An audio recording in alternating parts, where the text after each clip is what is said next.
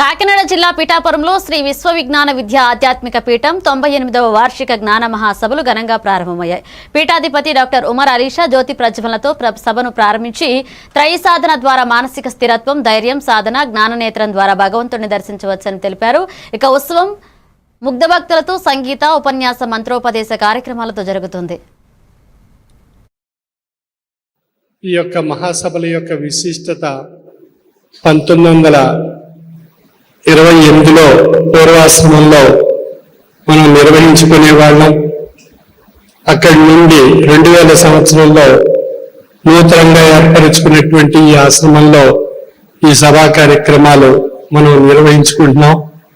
ఈ విధంగా ఇప్పటి వరకు 98 సంవత్సరాలుగా నిర్విఘ్నంగా నిర్విరామంగా ఈ మహాసభలు నిర్వహింపబడుతున్నాయి. ఇప్పటి వరకు 4 పీఠాధిపతులు ఈ మహాసభ కార్యక్రమాలు నిర్వహిస్తూ ప్రస్తుత 9వ పీఠాధిపతి అయినటువంటి నేను 36 సంవత్సరాలుగా ఈ యొక్క మహాసభలు నిర్వహిస్తూ